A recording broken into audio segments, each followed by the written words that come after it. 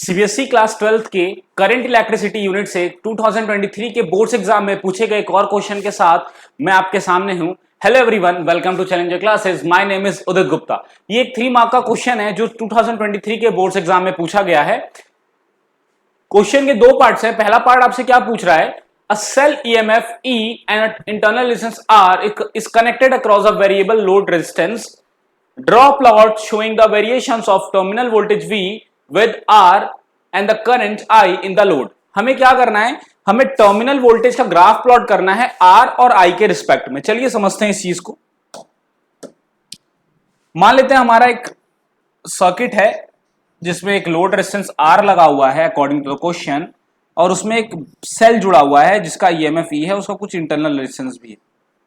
मान लेते हैं हमारा सेल E है और इसका इंटरनल रेजिस्टेंस R है। ठीक है, तो आप सभी को पता है जब आप एक ईएमएफ को क्या कनेक्ट कराते हो एक लोड रेजिस्टेंस से, तो जो टर्मिनल वोल्टेज होता है, टर्मिनल मतलब बैटरी से जो वोल्टेज निकल रहा है और सर्किट को मिलता है, वो टर्मिनल वोल्टेज चेंज हो जाता है या कम हो जाता है। और वो क्यों कम होता है? क्योंकि जो इंटरनल रेजिस्टेंस होता है वहां पर कुछ वोल्टेज ड्रॉप हो जाती है। क्योंकि जो भी करंट होता है, जब भी करंट बैटरी के अंदर से फ्लो होते हुए सर्किट में जाता है, तो वहां पर जो इंटरनल रेजिस्टेंस है वहां पर एक वोल्टेज ड्रॉप क्रिएट करता है, जिससे जो ईएमएफ होता है बैटरी का, उतनी वोल्टेज सर्किट को नहीं मिल पाती या हमारे लोड रेजिस्टेंस को नहीं मिल पाती, और कुछ कम होकर के वो कुछ वोल्टेज ड्रॉप होकर के इंटरनल रेजिस्टेंस की वजह से वो सर्किट को मिल पाती है। तो मान लेते हैं जो रेजिस्टेंस, जो टर्मिनल वोल्टेज जो इस लोड रेजिस्टेंस को मिल रहा है वो V के बराबर है। किसके बराबर है? V के बराबर है। ठीक है, तो हमें क्या करना है, हमें ग्राफ प्लॉट करना है। और मान लेते हैं जो करंट निकल रहा है हमारे सेल से वो I के बराबर निकल रहा है। ठीक है, तो यहां पर आपको याद होगा एक रिलेशन होता है। अब यहां पर देखो, मान लेते हैं वोल्टेज ड्रॉप हो रहा है, तो कितना वोल्टेज ड्रॉप हो रहा है? यहां पर करंट बैटरी में भी I के बराबर ही फ्लो करेगा, तो यहां पर वोल्टेज ड्रॉप हो रहा है IR के बराबर।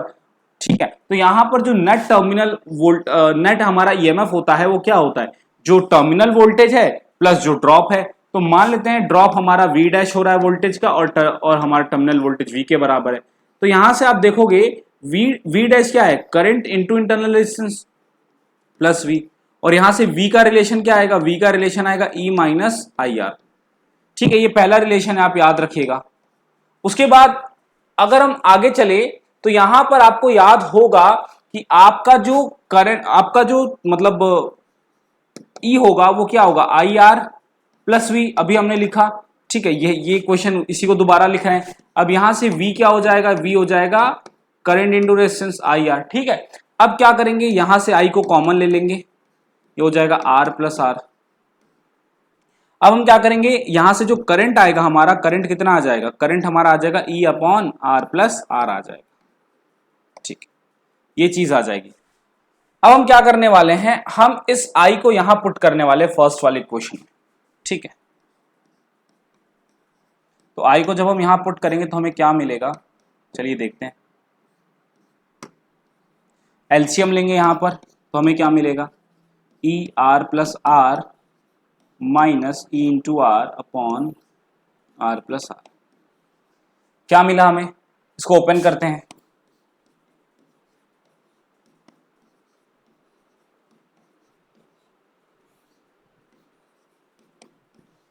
Minus ER plus ER cancel out हो जाएगा, क्या बचा। ठीक है, ये क्यों किया हमने, इसको करने से हमारा रिलेशन V और R के टर्म्स में आ गया, और यहां पर जो रिलेशन है V और I के टर्म्स में। अब हमारा जो प्लॉट हम उसको आसानी से कर सकते हैं। मैं इस सर्किट डायग्राम को इरेज कर रहा हूं अभी के लिए। ठीक है, अब हमारा जो पहला है वो है V वर्सेस R। आप खुद देखो, R को आप जैसे से बढ़ाओगे, R को जैसे से आप बढ़ाओगे तो R और V का डायरेक्ट रिलेशन है, और यहां पर जो R है, अगर ये भी ये R दोनों सेम है, इसको बढ़ाओगे तो ये वाला R भी बढ़ेगा, और ये R बढ़ेगा तो डिनोमिनेटर बड़ा होने लगेगा। ठीक है, और ये R बढ़ेगा तो क्या होगा, ये R बढ़ेगा तो न्यूमरेटर न्यूमरेटर जो है बड़ा होने लगेगा। लेकिन यहां पर आप देखो, ये जो R है ये प्रोडक्ट में है E के साथ, तो इस R का जो इंक्रीमेंट है और इस आर का जो इंक्रीमेंट है, दोनों ये आर के इंक्रीमेंट से वोल्टेज घटेगा और इस आर के इंक्रीमेंट से वोल्टेज बढ़ेगा। तो यहां पर डोमिनेंट फैक्टर कौन होगा? तो डोमिनेंट फैक्टर ऊपर वाला आर होगा। क्यों? क्योंकि ऊपर वाला आर मल्टीप्लीकेशन में है। अब जैसे मान लेते हैं V is equals to E R upon R plus R है। मैंने मान लेते हैं ई हमारा 2 है और इंटरनल रेजिस्टेंस हमारा 1 है। ठीक है, इंटरनल रेजिस्टेंस हमारा 1 है।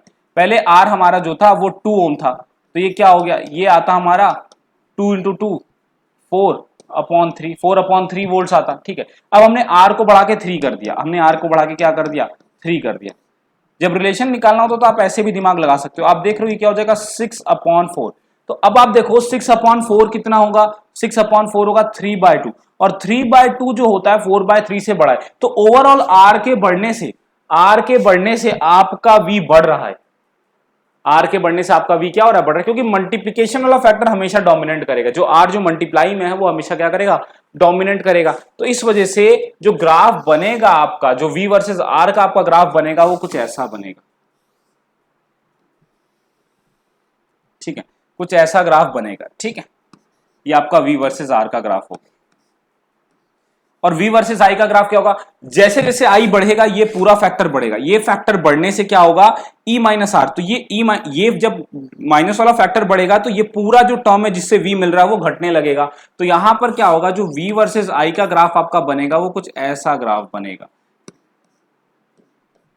ठीक है, तो यहां पर आपका जो टर्मिनल वोल्टेज का जो ग्राफ बनेगा V और R के टर्म्स में वो कुछ ऐसा बनेगा। ठीक है, इसको एक्सप्रेशंस को भी नोट डाउन कर लीजिए और ये ग्राफ भी बना लीजिए। ठीक है, आप किसी भी एक्सप्रेशन से ग्राफ को ऑब्टेन कर सकते हैं, बड़ा आसान होता है। बस थोड़ा सा आपको कॉन्सेप्ट्स की क्लियरिटी होनी चाहिए। ठीक है, इसको पॉज करके बना लीजिएगा, लिख लीजिएगा। चलिए ठीक है, बढ़ते हैं नेक्स्ट पार्ट की तरफ। नेक्स्ट पार्ट हमसे क्या बोल रहा है? नेक्स्ट पार्ट हमसे बोल रहा है 3 cells each of EMF E but internal resistance 2R, 3R and 6R are connected in parallel across the resistance R. Obtain expression for the current flowing in the circuit and the terminal potential difference across the equivalent cell. अभी हमारे 3 cell हैं।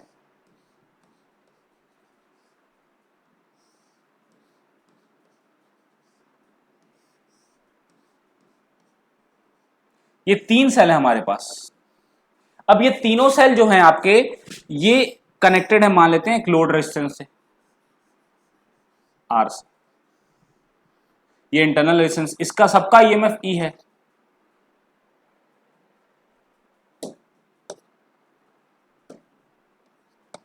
एक का internal resistance 2R है, एक का internal resistance 3R है, और एक का इंटरनल रेजिस्टेंस 6R है, और एक लोड रेजिस्टेंस R है।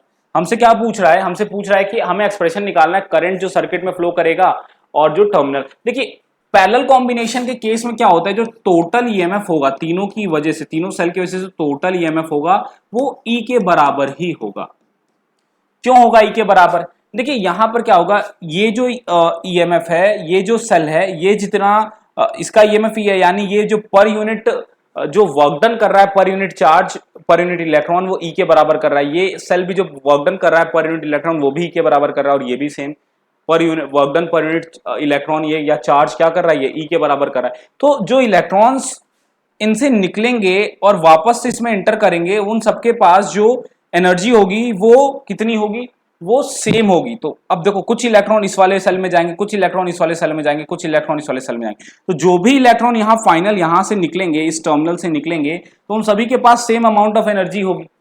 ठीक है, तो सेम अमाउंट ऑफ एनर्जी होगी जितनी इसके पास है, जितनी इसकी। तो यहां से जो इलेक्ट्रॉन्स पर यूनिट चार्ज, जो जितने भी चार्ज निकलेंगे या जो पर यूनिट चार्ज होगा, वो ई अमाउंट ऑफ एनर्जी लेके निकलेगा। इसीलिए जो नेट टोटल ईएमएफ होगा वो भी कितना होगा? ई के बराबर होगा। बात करते हैं इंटरनल रेजिस्टेंस की, तो टोटल इंटरनल रेजिस्टेंस कितना हो जाएगा? Total internal resistance 1/R equivalent कितना हो जाएगा? यहां पर हम क्या करेंगे, पैरेलल वाला फॉर्मूला लगाएंगे सारे इंटरनल रेजिस्टेंस का टोटल निकालने के लिए। ठीक है, कितना आएगा? ये आएगा 6R एलसीएम, ये हो जाएगा 3 + 2 + 1, ये हो जाएगा 6/6R। 6 से 6 कैंसिल आउट हो गया। तो R इक्विवेलेंट कितना आएगा? R के बराबर ना रेसिप्रोकल करेंगे, यहां बचा 1/R और यहां बचा 1/R इक्विवेलेंट। रेसिप्रोकल किया तो R इक्विवेलेंट R के बराबर आ गया। ठीक है, अब हमें पता है जो फॉर्मूला होता है करंट का, current is equals to total EMF upon R equivalent plus R load resistance. तो यहां से आर इक्विवेलेंट कितना है, आर के बराबर है, और लोड रेजिस्टेंस कैपिटल आर है। तो यहां से जो नेट हमारा करंट होगा वो इतना हो जाएगा। नेट करंट का एक्सप्रेशन आ गया हमारा, नेट करंट का एक्सप्रेशन आ गया। ठीक है, अगला क्या है, the terminal potential difference across the equivalent cell. Terminal potential difference यानी कि यहां पर जो पोटेंशियल डिफरेंस है, टर्मिनल पोटेंशियल डिफरेंस भी जो हमारे लोड को मिल रहा है या जो हमारे कॉम्बिनेशन से बाहर वोल्टेज निकल रहा है वो कितना होगा, वो V कितना होगा। ठीक, कैसे ऑब्टेन करेंगे, देखो यहां पर आपने करंट को तो निकाल लिया, अब यहां पर जो टर्मिनल वोल्टेज होगा वो क्या होगा, V is equals to I R होगा। करंट का एक्सप्रेशन अभी आप निकाले पड़े हो, करंट का एक्सप्रेशन क्या आया है, I क्या आया है, तो आपका जो टर्मिनल पोटेंशियल डिफरेंस होगा वो ये आ जाएगा। ठीक है, E upon R plus R into R, ये आपका टर्मिनल पोटेंशियल डिफरेंस आ जाएगा। ठीक है, आसानी से हो गया ये पार्ट।